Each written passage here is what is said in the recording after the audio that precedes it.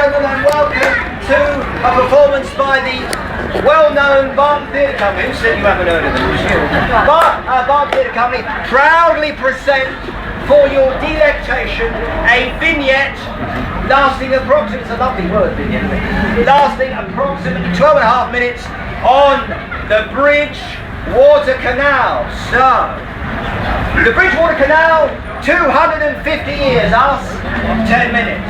So, here goes! The Bridgewater Canal, A to Z.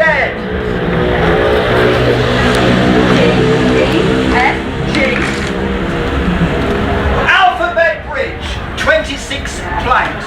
Perfect for children to learn their alphabet. Alphabet Bridge crosses the canal. The court! The ditch! In Worsley. Home of the Duke of Bridgewater. Francis Edison, the Duke of Bridgewater. Followed closely behind in more ways than one by the infamous Gunning sisters, Elizabeth and Maria. Ladies and gentlemen, we present the tragic-comic tale of the Gunning sisters and the Barbara Cartland effect. The Gunning sisters were poor actresses who made their way into high society. Barbara Cartland cliché number 1, poor little girls make good. They both married noblemen, but 6 years later, Elizabeth was widowed. Barbara Cartland cliché number 2, tragic heroine. She caught the eye of Francis. They were soon engaged. Cliché number 3, romantic heroes.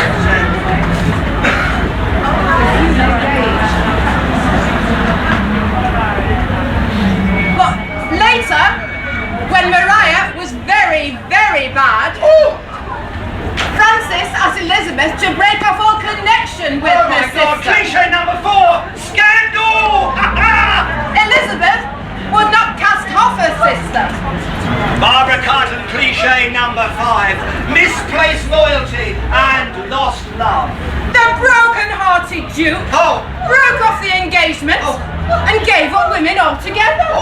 Barbara Cartland cliché number 6, tragic hero. But Elizabeth fared better. She married handsome Jack Campbell, soon to become the Duke of Argyll. And there we have it, ladies and gentlemen, the Barbara Cartland effect number 7, a happy ending, yeah. But Barbara Cartland cliché number 8, with a tragic twist of fate. Maria, now Countess of Coventry, dies from arsenic poisoning. It was used in the makeup that they all wore at the time. The end!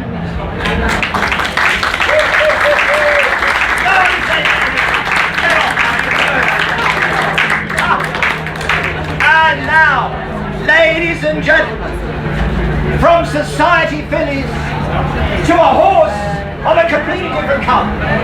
Jack Allen. I've worked on the canal since 1920. Me and my horse, Tommy. So our Tommy, he hates the moon. Sees it reflected in the canal of a night, he's straight in after it. Well, one night we're up at Kellogg, having a brew, and I hears a noise. He's seen the moon, I says. Oh, we'll be alright, says Mum. Then splat!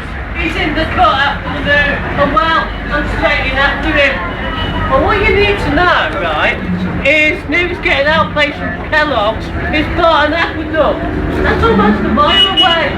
So I have to swim that bugger all the way from Kellogg's to Barton to get him out. And then I have to walk him back down to Kellogg's again. Good old Tommy. I is for Irwell, Barton on Irwell, and the 2 J's, James and John, Ridley and Gilbert. John Gilbert, the Duke's land agent and the engineer, and credited with the original idea for the building of the canal, and responsible for overseeing its construction with his good friend and colleague James Brindley, whose aqueduct at Barton stands today as a memorial forever to his name. And here, and the pub named after him. Well, we had lots of famous people come to sail to the canal. King of Denmark once. Oh, that was a magnificent little that is lovely, it's a magnificent piece of work. And then he said, I want to come incognito. I don't want anybody to know who I am. And then the daft sod was big bloody servants with him. O is for ochre, that gives the canal at Hursley its unusual and distinctive colour. The canal's red, he said, scratching his head. That can't be true, I know. But there it is before his eyes, the silly so-and-so. P is for puddling. No, madam, I said puddling, all right. Apparently, the navvies used to seal the base of the canal by lining it with a wet layer of clay and tramping it down with their feet like so. You can all do this together. That's you're in. Yes, you're all high. Oh, Olivia, you're wonderful. Oh, absolutely marvellous. And some say that was the origin of clog dancing. I'm no good. Queen Victoria opened the canal in 1894 with full pomp and ceremony. Hats off to the Queen. There was less pomp when she visited Worsley in 1851. She rowed down the canal in a specially built boat, complete with viewing platform and a loom. As she alighted, the elderly Duke of Wellington leapt up to help her, fell into the canal. The Queen seemed to enjoy this little diversion. We were lost.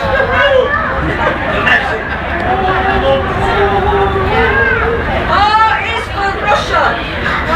Confused, all will be revealed. I am Catherine the Great of Russia. In 1774, I commissioned from Mr. Josiah Bedford a 952-piece dinner service called the Green Frog. Every plate was decorated with scenes from England's wonderful history and heritage. Ooh! My guests would gaze at the plates, expecting to see English castles or rolling English hills on the dishes set before them. You can imagine their surprise when not only was there a little green frog, but a beautifully painted sketch of Lord Bridgewater Canal. Oh! Ships sailing over ships. How do you propose to do it? A stone bridge to carry the canal over the river Airwood and Barton at the height of 39. It'll never hold water. C is for 13. We used to miss the single time, but at the end to our dinner time, we'd sit and lay down by the stream. Then the Duke built a clock that struck 13. U is for underground canal. The plan from the Duke of Bridgewater to the Duke's mines. Very hard, very dangerous work.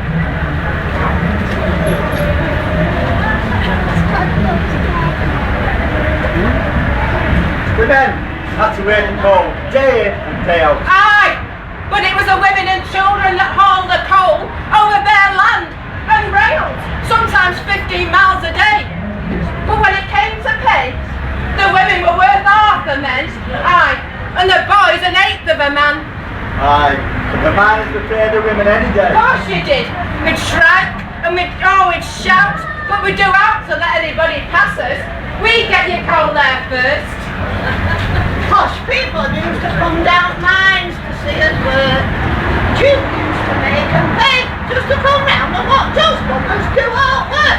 They want to try all this bloody coal for a bit, then they'll know what it's like. But given his due, he used to make them pay a tip for his coal, and that went to us, so there was food on the table if we were sick or hurt at work. Ah! We used to make more money in a day than we do at bloody work. I was born on a canal boat in 1920. Yeah, he was born 3'6" underwater because the boat was loaded. Aye. Used to stay with relatives for a bit to get some schooling. But when I turned 8, I worked on canal full time. By the time I was 9, I was buying and selling horses. What we did, we used to get lent out a fair bit as well. You were fostered out sometimes. Fostered!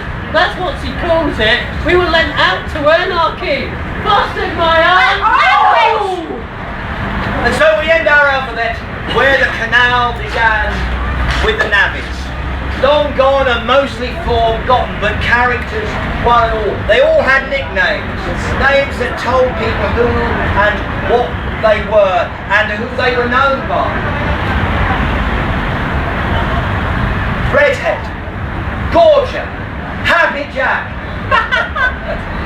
Who but a navvy's wife could put an advertisement in the local paper asking for the whereabouts of a roving husband, pigtail punching, and know that she'd find him. So it's big boys, old boys, and all the way. We're digging up the cup.